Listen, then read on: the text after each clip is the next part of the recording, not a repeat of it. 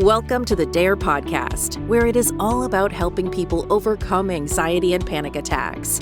The DARE app has over 1 million downloads and is free to download at dareresponse.com. Now, without further ado, here is the DARE podcast. Hello. Oh, we have a lot of questions. I think we have about 15 pages of questions here. So for anybody who doesn't know me, my name is Michelle Cavanaugh. I'm one of the coaches here at DARE. Aida Beco will be joining us in a minute. She is one of our coaches as well. I am in New York. She's in Germany. We are going to go through some of these pre-submitted questions. I don't know how many we'll get through. I did try and go through and sort some into some similar questions so we can, go through certain topics. But yeah, we'll go through them here, and you can join in on the chat if you find it relevant or if you have questions as we're going through. We just have to try and keep the chat relevant to what we're talking about in the moment, because it sort of directs the attention off there. And there's my friend Aida. Hello. Hello, Michelle. Hello, Aida. Good to see you. You Good. too. Thank you. You too.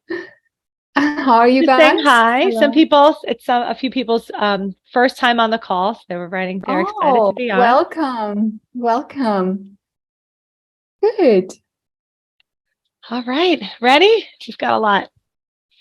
Yes. All right. Is it as hot at your side of the world as it is here? Like we are melting away? Not at all. What? Sean put a fire in the fireplace. It is like in the 60s in New York, and it is cloudy. And actually, it's raining pretty hard right now. Oh my God. You guys, write in the chat who else gets anxious when the temperature changes so rapidly. Like for me, I don't get anxious, but I'm just on edge all the time. Like I notice, the drop in blood pressure. It just feels weird. And I know a lot of people who experience the same might misinterpret it as heightened anxiety. How is it for you guys? Mm-hmm. Oh, look, yeah, there it is hot everywhere else, but not here, not in New York. Yeah, it makes me more dizzy. Yes, absolutely. And sleep is impaired. We still don't have air conditioning in our house. We don't either, but we will soon. Great. All right, you guys, grab your water and let's begin. Michelle, would you like to start? Sure. I was saying before, if it's not your specific question, we seem to have a lot of similar questions. So I marked some that I knew would hit a bunch of different questions. So so if it's not your specific one, know that it might be the same general theme, and feel free to chat along in the chat box with us. So the first question here is, I am interested in suggestions for anxiety when driving and some strategies to handle panic while driving. Start off with situational experience and driving. Anybody here in the chat also dealing with anxiety and driving, panic attacks while driving? This one will be for you. Oh, here we go. Here we go. A lot of people driving. It's funny because I actually had a lovely client today. I called a lovely client, and we were talking about this. And she has not been driving on the motorway for a while, and now went and did that. And I loved how she said today, this was just in my head, because there was really nothing I could do when I'm on the motorway and I panic. I just keep driving, because what else is there to do? And she was like, but before going there, my head would come up with all these stories, what will happen, and, the limitations I will face. And none of that happened. When I was in this situation, there was only one thing to do, is to keep driving. And that was it. Right. So I think it's really important that you guys can distinguish between what is my brain or my anxious mind imagining will happen, and what is most likely to happen. Okay, so the most likely situation is, yes, you might have a panic attack. Yes, you might be anxious. And that's about it. Driving is a subconscious thing. It's like eating and drinking. You don't think about it all the time. You just don't. You do it. You've learned that. It's just when your anxious mind starts to plant doubts and say, but you can't. What if you forget how to drive? What if you miss the exit here, the exit there? So it's all just this anticipatory anxiety that comes together. You can trust yourself. You can trust your ability to drive as you have in the past. Yes, this drive might not be a comfortable drive, an easy drive, but it will still be a drive and you will be safe. And the only way of proving that to yourself, because no amount of us saying that will ever make up for your own experience. So start, even if it's just around your block or to the supermarket or wherever, just start. That's really the most important thing. Yeah. And it's usually around present physical sensations paired with worst case what if scenarios, right? And that's generally the template for this. I'm feeling blank, blank, and blank. What if it turns into this? I don't want these feelings to turn into this. I don't want to crash my car. I don't want to evacuate my car and run around and look ridiculous. And it also comes with this feeling of trapped. Trapped is a big thing that comes up. I'm stuck in between exits. I'm stuck in the left-hand lane. What if I have to pull over and you see the what ifs? What if I have to pull over and I can't pull over? What if I have to get out of my car? What if I feel too much? And so notice DARE comes back to being with what is, and not just getting better at driving, but getting better at being scared while I'm driving. Remember, it's safe to be scared. If you were about to get into an actual car accident, guess which feeling shows up right at the moment of the car accident? Scared. The problem is we're locked in on the car about to hit us. We're not locked in on scared. So it's our lock in on scared. We're marking scared as danger, or marking scared as something that could potentially become danger. That's the problem when it comes to driving anxiety.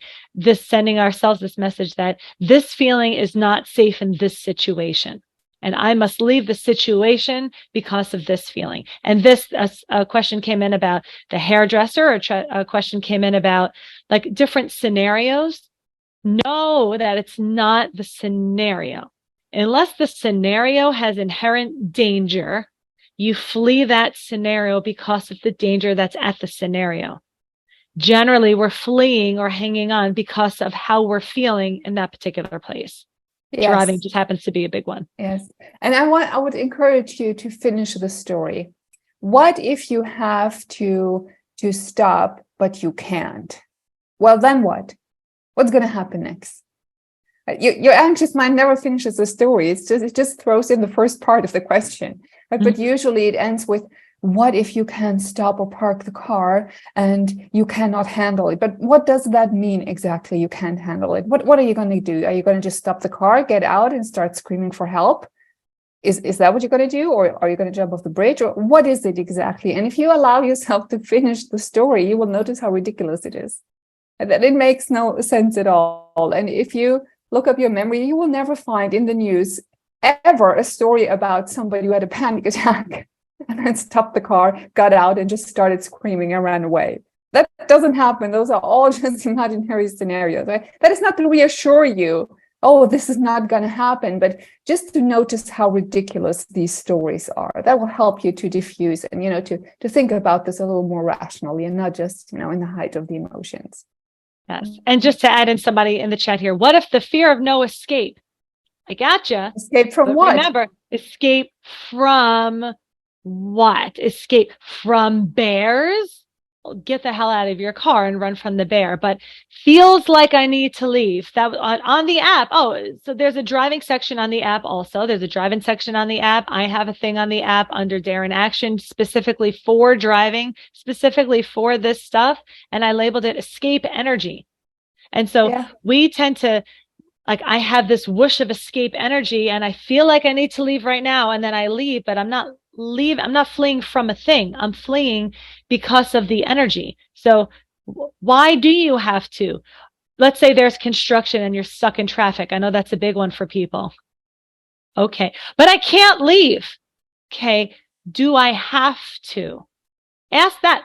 Okay, what am I leaving from? Just because I can't leave still doesn't mean it's danger. I could technically get out of my car and run if I had to, if my car was on fire, if there was actual danger, but we're really attending to this feeling, this escape energy feeling. And I leave because I feel like I have to. So at least check to see what you're fleeing from. If you're fleeing from somebody chasing you, flee, whether you have that feeling or not, flee from the person that's going to harm you. You don't need to flee because of the flee feeling.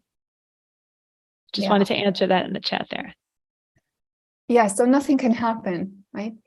The worst thing that can happen is you're going to be uncomfortable for a while, and that's about it. Mm-hmm. Mm-hmm. And if you see this clearly, that the only thing you're running away from is really just adrenaline, your own energy. It's nothing more than that. It's not something, an external force that is chasing you. It's not something that can harm you.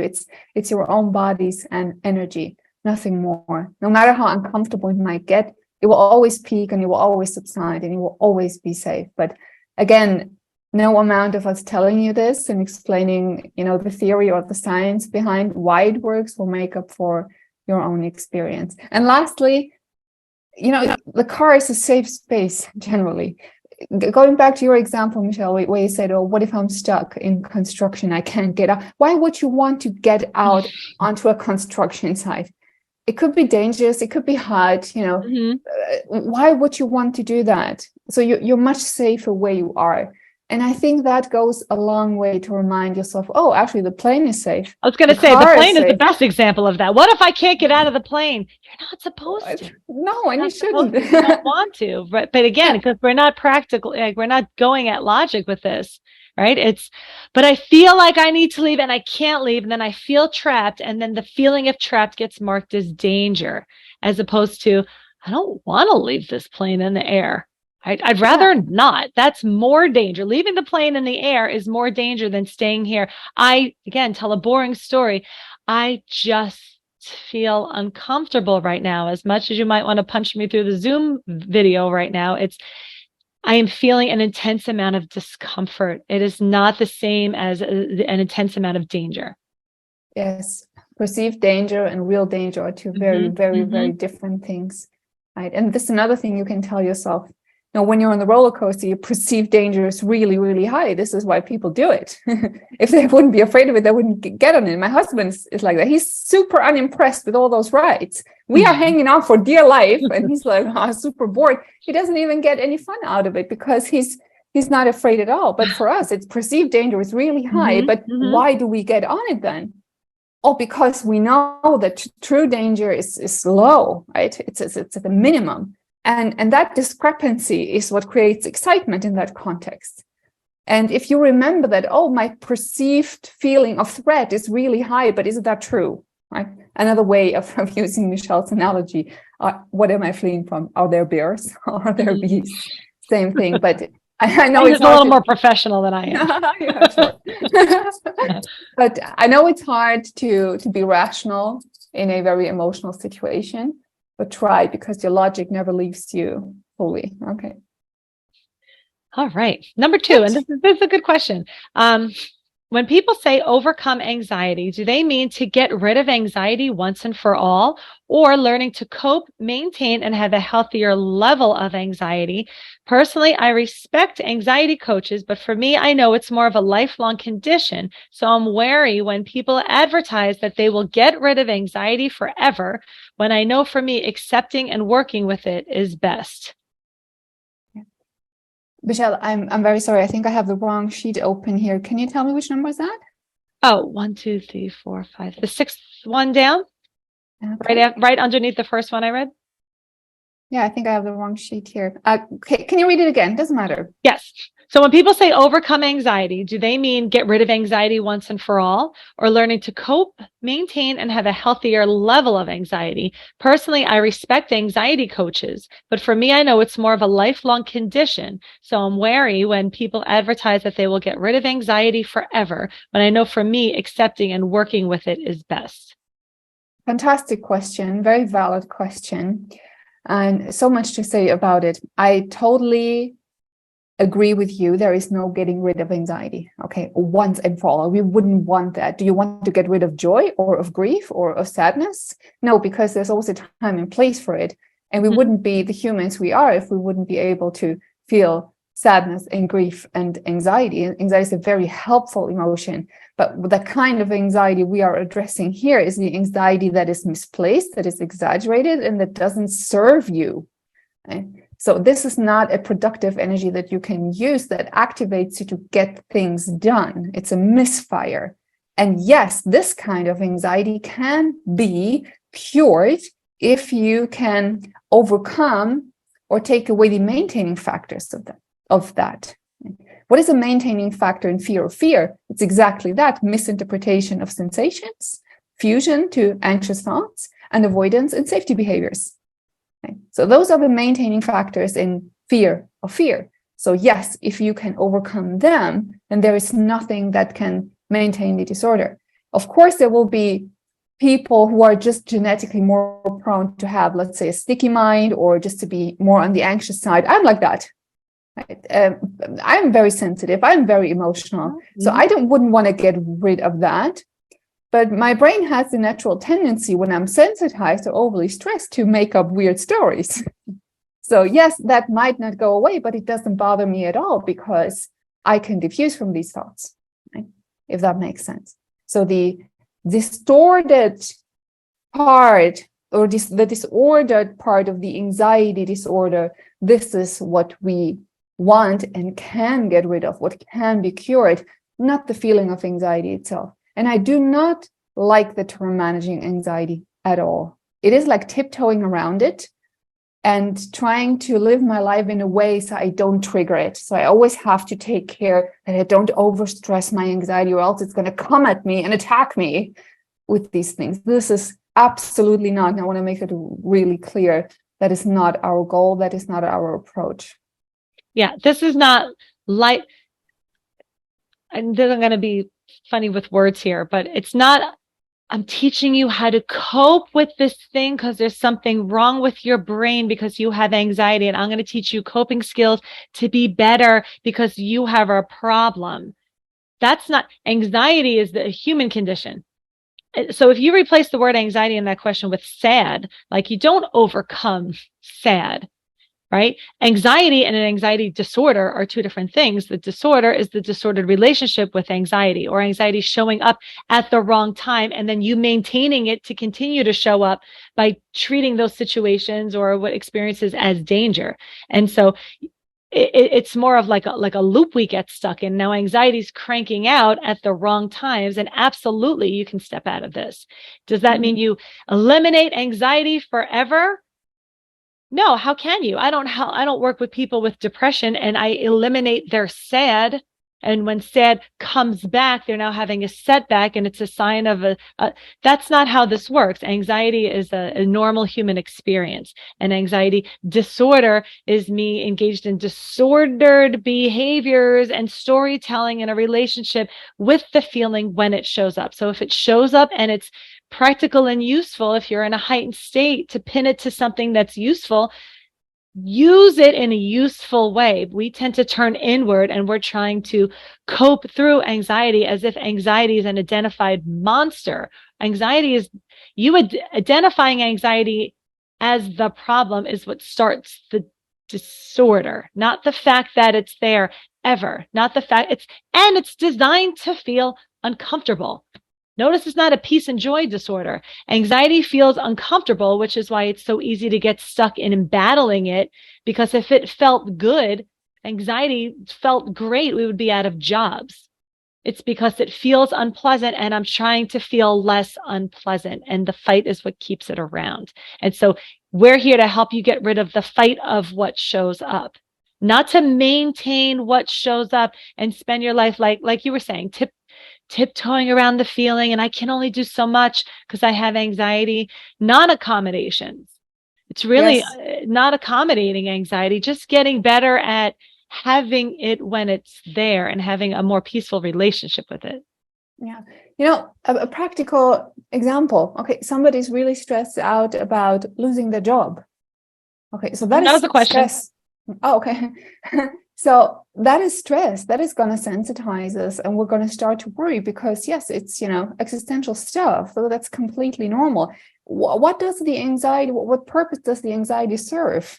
To do something about the situation if we can. But it's not there just to, to punish us or make us feel bad for no reason at all. It's there to activate us. Mm-hmm. Now I'm here with this energy. There's nothing I can do about this.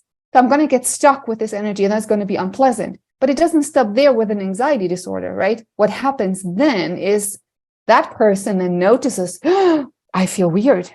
why do I feel this way? And instead of saying, oh, look, this is a very normal reaction to this situation, to this stressor that I'm experiencing, that person now has no context or can't find the context, can't relate the situation to their feeling, and now starts to pathologize this. And now starts to become afraid of their feelings and of their thoughts. And now we have two wars. Okay, two wars. We have work and the stress here. And now I have this other new problem. What is going on with me? And this is much harder than dealing with a job situation. You know why? Because here you have a real situation. You don't have a situation. You only have a few question marks. And the more you leave those unanswered, the more your mind will start to draw conclusions and come up with weird stories. Oh my God, maybe it's this, or maybe it's that. And with every thought comes a zap. And with every zap, you get more sensitized and you freak out more and more. This is the anxiety loop. And that is, bitter pill, self-made. Not on purpose, but self-made. And that's a good thing. That's good news, because if I did that to myself by responding in a destructive way, fantastic, I can change that. And that might take a while, because maybe I've already spent 6 months or 6 years thinking it that way and not noticing that I'm stuck in this loop. So yes, I will have a few things to unlearn, but that is learned behavior, and behavior can be unlearned, and thought patterns can be changed. Absolutely. And you know what I think? I know we talk a lot about acceptance at DARE, but really a very, very big part of DARE is the diffusion part. And diffusion, not only in the sense of saying whatever to an anxious thought, but just noticing that, oh, this is a show. This is like a client said to me today. It was really awesome. She said, it's kind of like I understood the magic trick. Like, no, I can't unsee it anymore. Now, I know what it's doing. I still have the thoughts, I still have the sensations, but I'm like, no, don't believe that anymore. I think that that's such a fitting analogy that is so, so true. Once you understand what is going on and what your anxious mind does, and you get to know it really well, you can diffuse from it. And the moment you understand that you are not your anxious mind, you have an anxious mind. Right. And you have a stress response. You don't have, we're stressing about our stress response. Here's a stressor. The stress response reacts in response to the stressor. And then we react to the stress response to the stressor. And now we're trying to alleviate the stressor to alleviate the stress response. And now we have two identified dangers, right? Yes. Now our own stress response that shows up for danger is the marked danger. That's my porcupine video, right? Like now my quills are the problem. You all watch that video. It's so good. It explains all of this in such a fantastic way. It's so, so good. Don't miss out. Don't miss out. I still have the head thing here. So again, you should put it on. It's on. I don't think it's on the YouTube channel yet. I think it's just on my Instagram page, but I don't think it's on DARE yet. I have to check. Go to Michelle's Instagram. It's the Anxiety Paradox. And you have the video. I don't know if it's on the DARE Instagram, but I think it's on mine. Well, we'll put it on the YouTube channel. It's a little ridiculous, but makes the point. All right. Next one up. Is it okay to work with DARE while on antidepressants? Yes. Short answer. Yes, absolutely. It's like a cast. It helps. In many cases, it does help to just, take the edge of things. So it's easier for you to implement the hard and challenging emotional cognitive work of DARE or of any other therapy approach, really. So yes, absolutely. I texted this to myself this morning. My husband loves when I text myself and then I get an alert that I get a text and it's me. So this was to start writing some other posts, but it works perfectly for this. I texted myself these words, alleviation of and tolerance for. Now, those are two different things. Medication helps with alleviation of. Go for it. Just like there are many things that help with alleviation of anxiety. We're not sadists. We're not here to, right? But know that all the disorder is your non-tolerance for the thing that you're trying to alleviate. And so they work great in conjunction. You're on medication. This comes up a lot. You don't have to do DARE twice, right? You don't have to do it twice, like once on medication and once on. It helps you feel less bad. Again, medication helps you feel less bad. Medication doesn't change your actions and your behaviors. You do. You grow your tolerance for the feeling, while maybe the medication might help you feel less of the feeling while you work on this part, and we'll use in conjunction. They're beautiful. So go for it. It's the stories we tell about the medication. I failed, or I'm inherently broken, or I'm too far gone. That's all the stuff that keeps us in this rut. But yes, you can use medication for headaches. You can use medication for alleviation of headaches, for alleviation of stomach aches, for alleviation of anxiety. And the disorder here is the disordered relationship with the discomfort that we're trying to alleviate. I hope that makes sense, guys. It's so funny. I have a cool pack here on my leg. I went to the gym this morning and I kind of overstrained my muscle, and it's hurting so bad. So what am I doing? I'm putting a cool pack on it. I don't have to dare through this pain, right? I can help myself. So it gets to a level that I can walk, right? So it's but no you different. are also daring, because dare is still, oh, hello? You froze and forwarded. Oh, I can hear you. I'm here. Okay, good. You're here. You're back. Okay. Because daring doesn't mean hanging on and for dear life. Like, no. Also you are daring, because daring is, yeah, I'm going to use something to alleviate this discomfort, and also accept the discomfort that's still there also. So yes, and working with with my anxious mind telling me, oh my God, you tore it. Now you can't go on vacation, and you can't do this, and this is going to be horrible, and you need to have surgery because this pain is just too much. That can't be only, a sore muscle, blah, blah, blah, blah. So maybe it's another context, yes, and obviously it's not that intense, or it doesn't feel so dangerous, but you see, I get those spells, so that is the dare part. All right, yep, could be.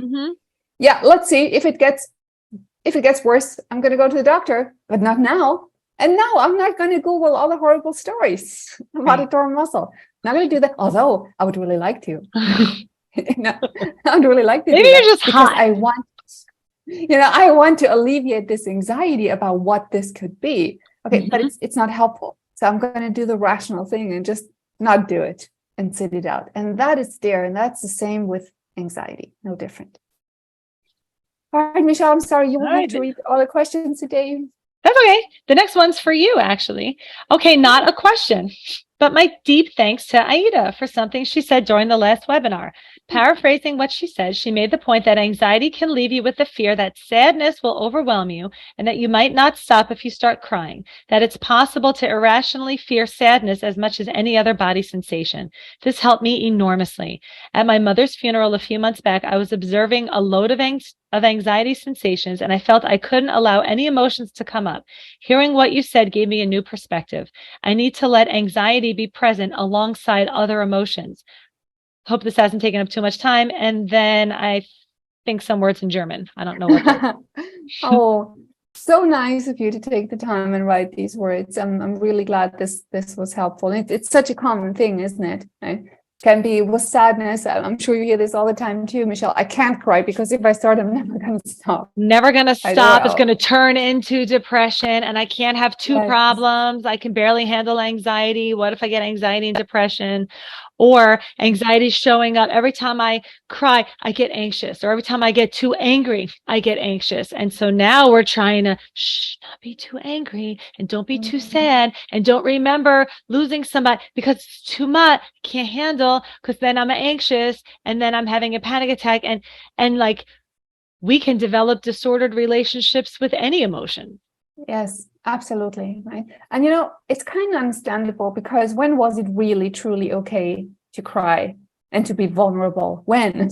Ever, right? This is something we need to learn, and usually in a painful way when we're adults. If we didn't have, the luck of having parents who taught us emotional regulation from the moment we were 6 months old. It's just usually not the reality for most people. So yes, and emotions are a scary thing, aren't they? We can't see them. We don't know how big they are, how long they're going to last. And they usually don't come alone. They come with their friends. So then it gets this big thing. We're like, what is going on? Emotional chaos. And it's a process to learn to trust our emotions. Same as with anxiety. The moment we learn to trust anxiety, meaning trust that it's not going to harm us. And its intentions are not mean, even though it feels bad. Okay. It's the same with these other emotions too. So allow yourself time to ease into that trust that it is okay to feel whatever you're feeling without, right? And that's the difference. I can feel sad and cry and lose myself in that. Or I can allow myself, how do I say this? To cry with grace. Is that the right term? So I allow myself to cry, but without, dwelling in it and losing myself in it. Yes. Yeah. I think I can sit next to sad. I can sit with sad. And if sad is with me, then I need to be with it. Yes. And anything beyond that develops this, like somebody posted here, I was raised to like a hard care home, never to cry, show any emotions. And a lot of people, might have grown up that way, whether well-intended or not well-intended. The message was sent on, these are appropriate, these are not. And so even if they're present, we stuff them down. We try and get rid of them, and which starts it's not the disorder of the emotion. It's the disorder of how we treat the feeling that's already there. Not allowing it to manifest doesn't get rid of it. It just pushes it. Yes. And if you push that away, you also push away the capacity to feel other things too. Unfortunately, we can't just push away the feelings we don't like and expect to still feel 100% or have the capacity to feel joy and love. And it just doesn't work that way. There's just something that will always feel off. We're just not going to feel aligned, and grounded and truly open, to live life. It's always going to be some tension inside of us. And somebody posted here too, I've been getting anxious while crying in the last year and didn't realize that happened to others. I try not to cry too hard so I don't get anxious. See, we're trying to manipulate this to not feel this. Also know that, let's say you're in therapy for something else that's not anxiety disorder or anything like this. You're processing other things. Know that you may feel more anxious while you do that, and that's normal and to be expected because anxiety, again, is your protector. So if you have sent this message of these feelings, these memories, if you're dealing with trauma or past things that have occurred, these things are locked away in danger, and then you start opening those doors, your anxiety is going to go, oh my God, no, look at me. Look, try not to die. Are you crazy? Yeah. Right? What if you never stop thinking about your thinking? And then it's a weird sort of way. Anxiety protects you from the stuff this is hard, but this stuff is deep. And this stuff is harder in a different sort of way. And this is like right now hard. Oh my God, don't die right now. Don't go crazy, which again, this is the stuff like all of our questions come in, but if this wasn't here, sometimes this is showing up to protect you from this stuff. And when you let yourself feel this stuff, anxiety gets the message. It's also safe to feel hurt and pain and loss and grief and anger and shame and guilt. Like often, and so we'll feel this simultaneously. Anger, anxiety might show up for sad because sad is danger. And when you get better at feeling the whole spectrum, notice anxiety tends to not show up with joy and peace, all the pleasant ones. It shows up with the unpleasant ones. And we're protecting ourselves from all of those uncomfortable emotions, but none of which are danger. Yes, and never forget, you are the leader of the show. Okay, it's not anxiety, but anxiety will gladly take your boss chair if you let it. Mm-hmm. Why? Because it's like, oh, you're not taking care of this? Me? I should take care of it? Okay, let me try. But I'm totally overwhelmed. It goes far beyond my competence. I don't know what the hell I'm doing, but I'm just going to do everything. So I'm going to start screaming and sending you wishes and just go crazy and leave you completely confused. And you're like, what is going on? Right? Don't ask what is going on. Retake your leader position. And the moment you retake that leader position, anxiety is going to be like, oh, thank God. Okay, this guy, she knows what she's doing. I can relax. Yeah. Same with the never dog. meant to run the show. It was never meant to run the show. And anxiety is the alert. Yep. Yes. Anxiety is the alert, and you are the decision maker. It alerts you. Hello, we have a decision to make here, people. and then you make the decision. If you're only making decisions based on being alerted, this guy just thinks everything's danger because you're treating everything as danger. So he will keep alerting. I think we know this loop at this point. But yeah, he does. Yes. Let him do his job, which is to, hello, take a look at this, and then go right ahead and take a look at what anxiety is shining the light on. And then you identify, is there something that needs to be done right now? If it's danger, attend to danger. If it's not, based on your actions and behaviors and how you treat what it shows you, starts to send the message of safety. Yes, and you said something really important, Michelle, right? Michelle. Anxiety, not Michelle. Anxiety alerts you and shows you something. It doesn't say, oh, look, you're going crazy. Oh, look, you're having a heart attack. Oh, look, you're about to suffocate. It's like, what do you think about this? Hey, look, alarm. Yeah, look at this. What do you think? So it's up to you to then make a decision and say, oh, no, you know what, that's just a palpitation. Or, you know what, okay, that's just another panic attack. Been there, done that. Nothing new. What else? It's you making these decisions, you giving these responses. And based on that, your anxiety will have a certain reaction. All right.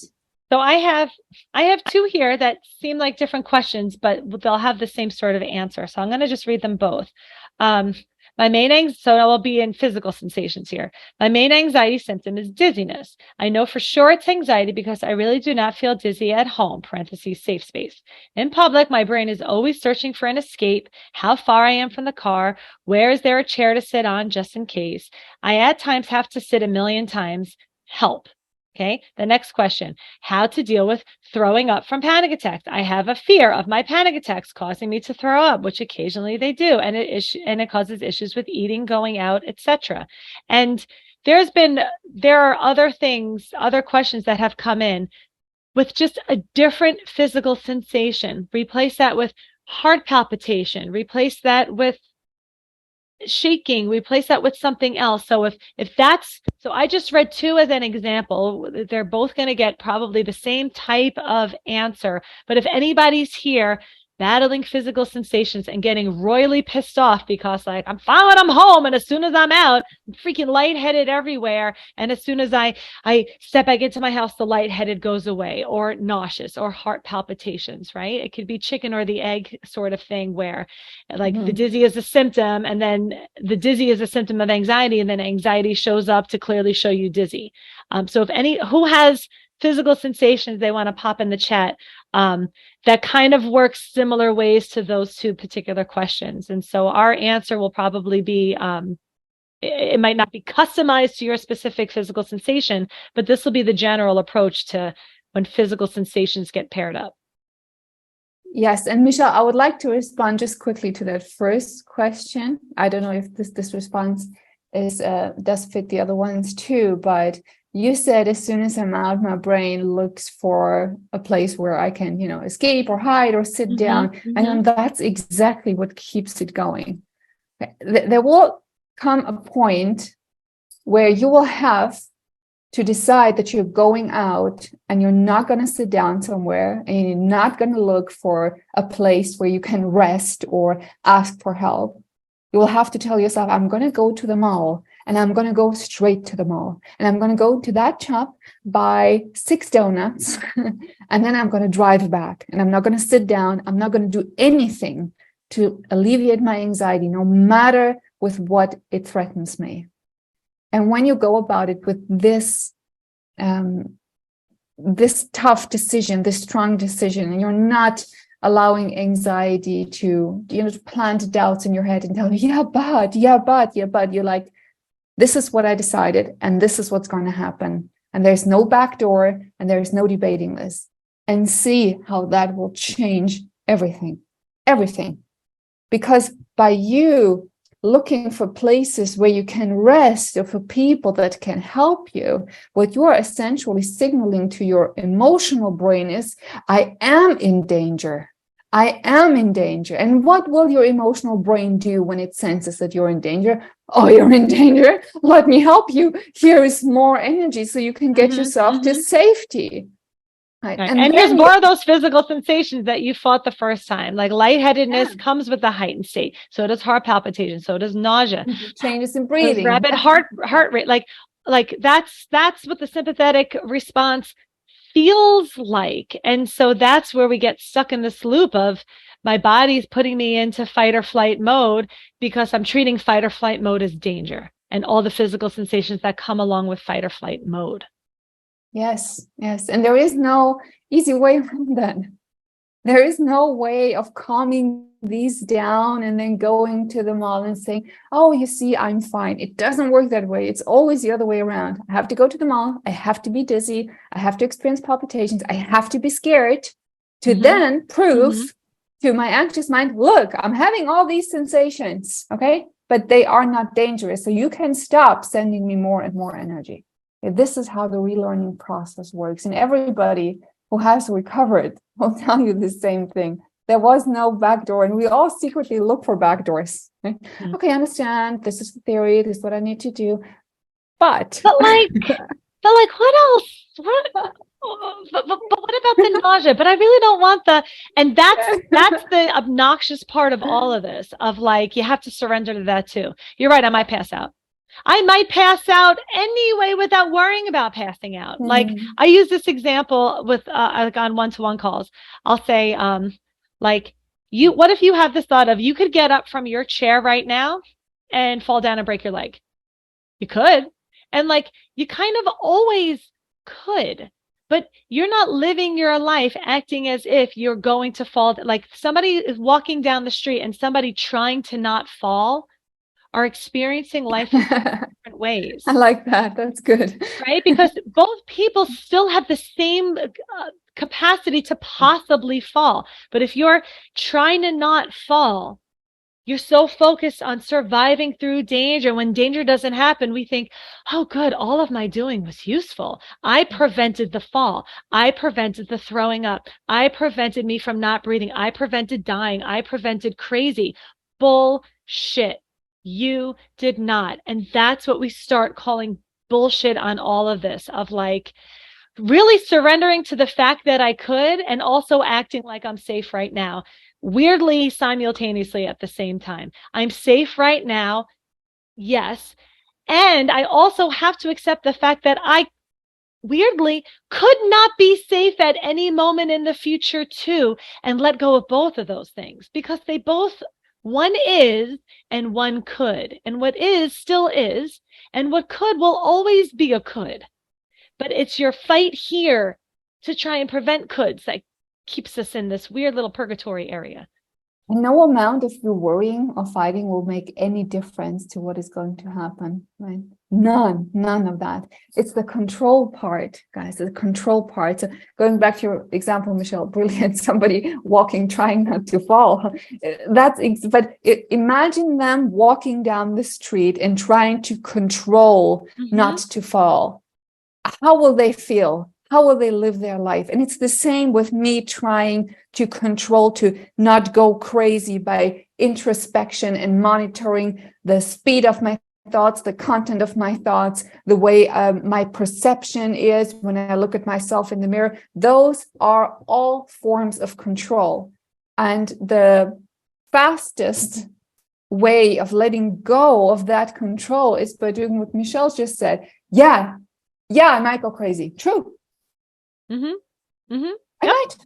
Yeah. Good. I might die tomorrow. I could fall down. I might fall down. I might break my leg. I might. But then you go walking, like, and then still just walk. And this is when we're trying to eliminate doubt. No, you grow your trust by getting better at accepting doubt. Like, of course I could fall down. Yep. And but then I don't want walk. that. But I don't want that, right? And then this is always the response to that. Yeah, but just because you don't want it, it doesn't mean it's not going to happen. So in the end, it's really the question is your control agenda working? Is it efficient? Right? And it sometimes takes months or years to realize I have a control agenda in place. And then it takes a much longer time usually to realize, oh, none of this is working. And it's actually just making things worse. And you either come to this rational understanding and change something, or as it happens in many, many cases, people exhaust their control strategies and they hit rock bottom and they're like, oh shit, now I'm at the lowest point. There's nothing I can do. And then all of a sudden they notice a change, because then they can't control even if they want to. And then if you find yourself not being able to let go of control, trust that you will reach either of these points. And it really doesn't matter which one you reach, because it's always going to be a good thing. It's not going to stay like that forever. Right. And like back to, like, I know I used this for the medication question, where alleviation of and tolerance for. So use this for dizzy. If you are spending a lot of time and manpower and effort and energy and involvement and rumination trying to alleviate dizzy with a million remedies and techniques, and then you are desperately trying, like, alleviation of, that's your only answer. You're not growing your tolerance for by trying to get rid of the thing. And so that's why we walk this weird sort of line of, yeah, if I'm dizzy, like, and if I didn't have anxiety paired with it, anybody else would like, whoa, I'm sort of lightheaded. I'm going to just sit down for a minute. Maybe I'll have something. It'll be a lighter touch. It'll just sort of be like, deal with the physical sensation just for the sake of it. And then we carry on.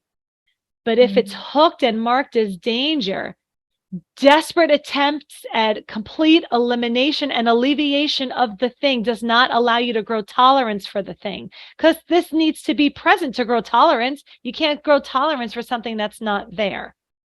Yeah. You know, when in our one-to-one calls, when our clients tell us, I went on that trip and I had a major panic attack, we're like, oh, good. And they're like, great. What? Then what? Good. Well, that's your chance. Like, without the panic and the anxiety being present, how do you want to grow your tolerance? How do you want to unlearn an unhealthy and destructive pattern? Look forward to it. It's a good thing. Right. Now, that doesn't mean you have to have fun. It doesn't mean you have to throw up. Doesn't mean you have to be dizzy.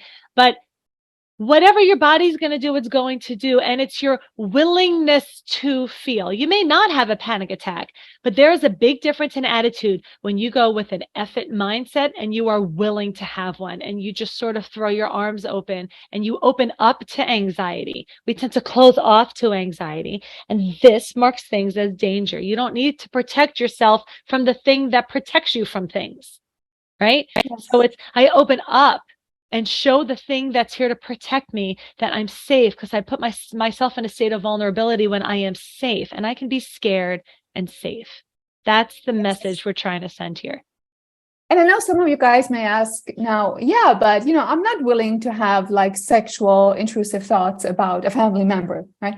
And I just want to point out, it's not about the content. Okay, it's not about willingness to think about a certain thing or imagine worst case scenarios and believing that.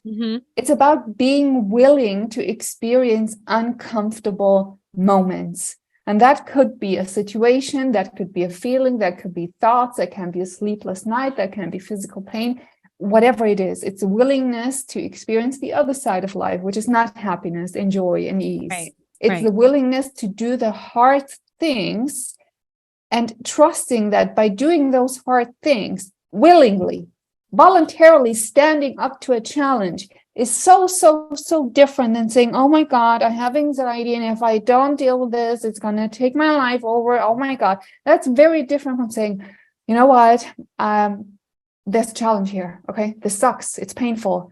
But I'm up for the challenge. I'm going to do that. I'm ready. I'm going to pick up something heavy, carry it, and grow with that. It's a very, very different attitude. Right. Willing doesn't mean you like it or you want it. Willing is different. It means, like, I give permission to what's here, because my permission didn't determine what's here anyway. So let's go at it. And this is attitude. Attitude's not tangible. That's what we're using all these words. We're using all these descriptions and metaphors and analogies, but like, it's really just to send an attitude. And I'm sure you've all experienced at some point when you find your effort and you go at the same thing you don't like, but when you go at it, again, like willingly, these are just words, but whatever like sends that message of no longer resisting. I'm doing the thing, but I'm not doing it reluctantly and in resistance. I'm doing the thing I don't like and I don't find pleasant, but I'm doing it willingly because it's safe. Yes. All right. And here's, this kind of ties into this. Can you talk about, and so this will be like a good reminder for everybody. Can you talk about the rest and digest / fight or flight relationship? And then they wrote health, anxiety, and palpitations. But rest and digest and fight or flight relationship is always a good refresher to do on this call, how they work and how they function and how one turns on and they turn off. Oh, did you ask me? Sorry. No, I thought it was a good question of like a reminder of like the mechanics of your sympathetic and your parasympathetic nervous system. Yeah. So sympathetic nervous system activating, okay, senses energy to get things done or to run or to fight, or, it's activating. It's the gas.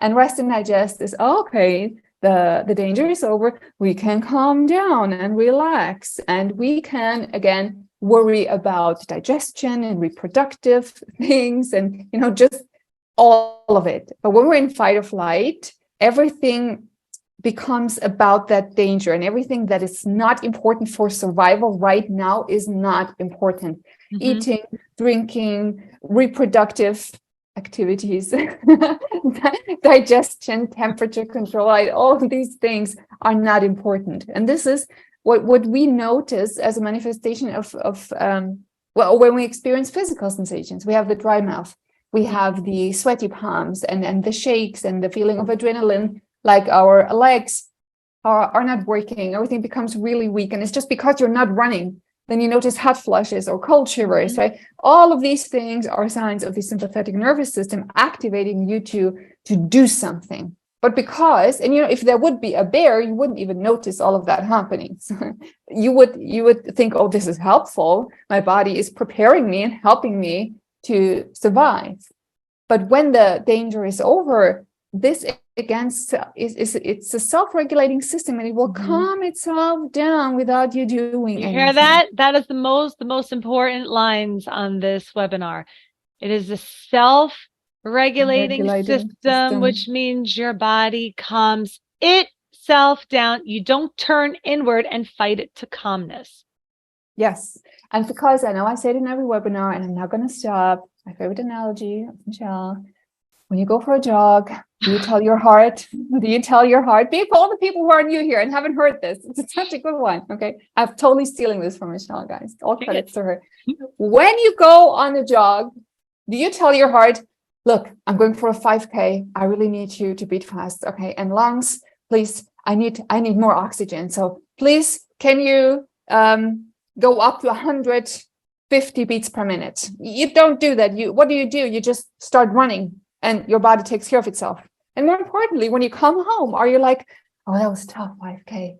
I'm really tired. Hey, heart, you can stop now. Okay, go down to 90 beats per minute. And please, lungs, calm down as well. Do you do that? No, you don't. But this is what you're trying to do with anxiety.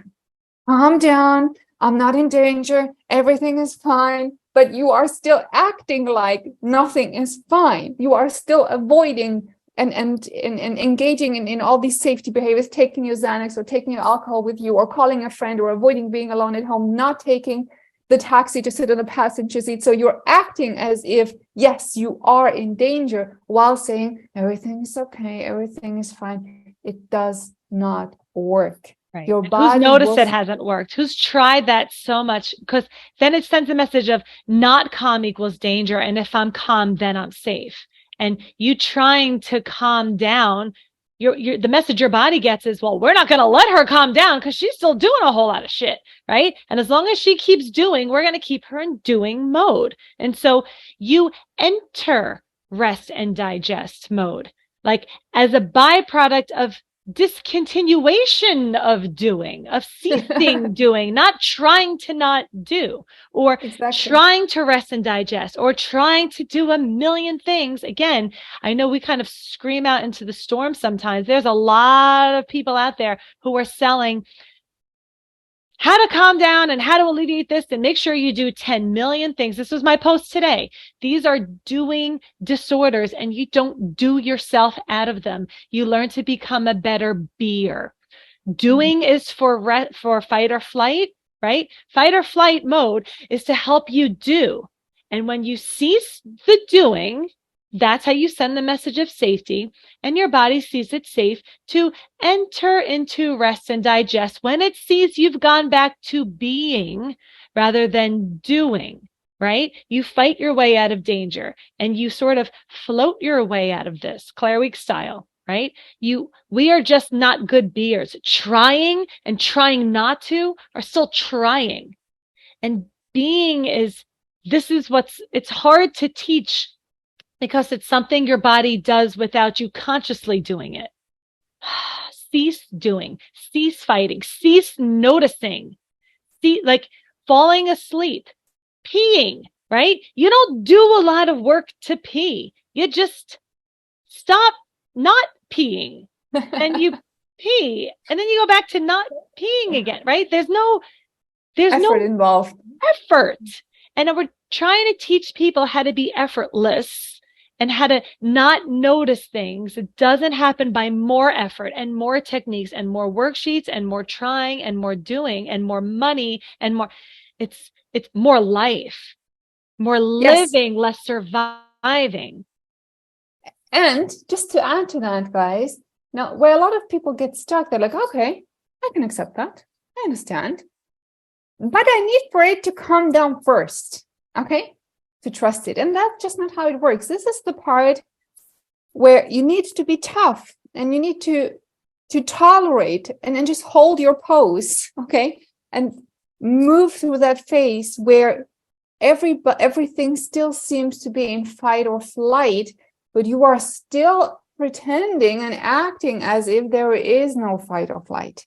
Okay, there is a delay in response to your behavior. It's not like, okay, I will stop fighting now, and by 6 p.m., my nervous system will be desensitized and everything is fine. It doesn't work like that. Okay, so there is a time that needs to, there's a time that your brain needs to desensitize.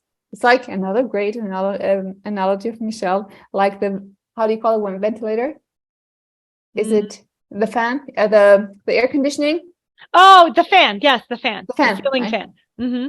Tell us, Michelle. Yeah, so you turn off, right?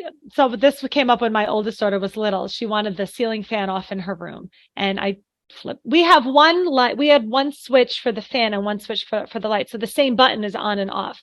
So I click the button for the fan. She's like, the fan's not off.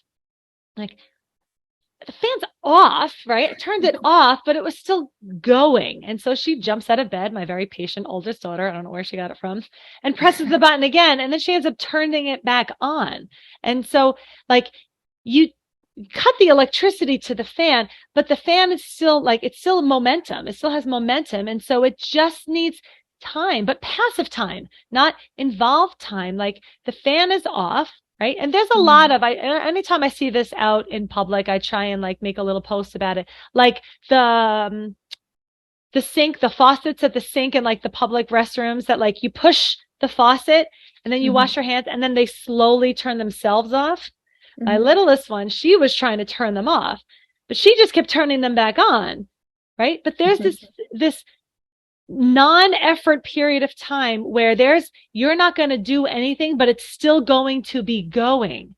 But your doing doesn't speed it up. Your doing just kind of starts it back over again. And know that, like the running example, if I go for a run, I send this message to my lungs to pump, pump, pump.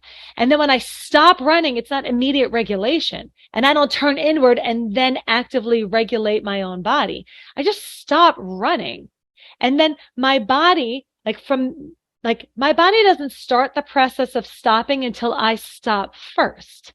And so I stop running. And then that's like the bat signal to my respiratory system to slowly start to wind down. Like our body is quick to turn on and then slow to turn off. And like it or not, it's too bad. That's just how human bodies work. So let's make peace with how human bodies work. So quick to, she needs oxygen. Oh, she doesn't need so much anymore. Now you're going to be in this period of discomfort, But your alarm kind of doesn't give a shit about how you feel. It cares about survival. So you are going to be left with this passive time where there's nothing for you to do, but you're still uncomfortable.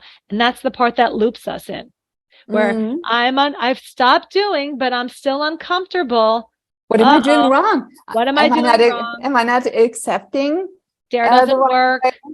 I'm broken. I have a different kind of anxiety. It doesn't work. If you're saying the line, it doesn't work because I still feel, even though I'm accepting and allowing, that's not accepting and allowing, and that's not the goal. And this is a hard thing to understand. And so if you're still trying to get this, just know it's sort of upside down, especially if you're good at doing and problem solving. And if you're good at logic and things that make sense, this might be hard for you because it's a very upside down way that this works. Absolutely. Oh, Michelle, we're already out of time. That went out by of so time fast. Already, guys. Well, if anybody who's on that's new, did you find this helpful? Did you find this different? Did you find this maybe a different approach? Did you know all this already? Post it in the chat. Somebody wrote, I hope this webinar comes out in a podcast. So if you have the app, which you should if you're on here, this will be posted on the app probably within the next day or so. You can listen to it. We usually keep 2 and then we just replace it with the next newest one. And then eventually down the line, it gets sort of pieced up and posted on the podcast and on our YouTube channel. So it's a little bit on a delay there because we still have a lot of content to go through. So for questions that weren't specifically answered on this webinar, there's a very good chance they've been answered different ways multiple times on other past webinars in the forums. We will have more webinars coming up. No, again, it's all the same, whether I'm fighting anything that my fight serves no purpose. If I'm fighting myself to sleep or feelings or thoughts or sensations or what ifs or memories, it's going to be the same sort of approach. So you could submit a question to the next webinar. You can always book a one-to-one call. We're not going to tell you anything different on a one-to-one call, and we are not trying to push it or promote them either. But if you really desperately need a question answered, it will still be in terms of DARE and coaching on how to use DARE to your specific questions. But yeah, that would be more of a detailed, specific answer to if there's a much more specific question that you guys have. Yeah, and you could always go to the DARE community Facebook page. There usually people get a lot of responses to the questions, and there are a lot of folks there who are not in the thick of it anymore and can give great advice. Yes. And use the search engine on those pages also. Definitely use the search engine. Search our old social media posts. So search the DARE YouTube channel. There's a very good chance it's been answered before. And even if it's not yours, but the pain's on this side of my head, the pain's not here. You had a video on about pain here, not pain here. We don't lose, what is it? Don't lose the forest for the trees for the forest. I always say that one wrong. Zoom out. What is it? What my doing disorder, where am I stuck in the doing? And we're here to help you with the unlatching of the things that I don't need to stay latched in, and the ceasing of the doing, regardless of what I'm latched to, regardless of what I'm trying to do about. We're here to help you with your doing and your latching. Yes. Can't see the forest for the trees. Thank you, Diane. Look for the patterns, right? So what we always explain in those webinars, even if we don't talk about specific sensation, a specific situation, a specific fear, we always explain the patterns. And they're always the same, right? So try and analyze your patterns, as Michelle said. What am I doing? Okay, where are my safety behaviors? What am I trying to control? What am I still resisting? If you keep asking yourself, why is this acceptance thing so hard? Or why can't I do it? You can ask yourself, what am I resisting? Maybe that's a better question to ask yourself. And when you're really clear on what you're resisting and why you're resisting it, and if it's working, question your control agenda. Is this working? If it's working, great, go for it. Keep doing that. But if not, letting go of that might be just what you're looking for, the acceptance thing. Absolutely. Oh, thank you, Monica. That's so nice of you. All right, you guys, thank you for attending. Thanks everyone for joining in, and we'll see you in the next webinar. Next webinar. Bye, Michelle. Thank you. Thank you for listening to the DARE podcast. The DARE app has over 1 million downloads and is helping people all around the world to overcome anxiety and panic attacks. You can download the app for free at dareresponse.com.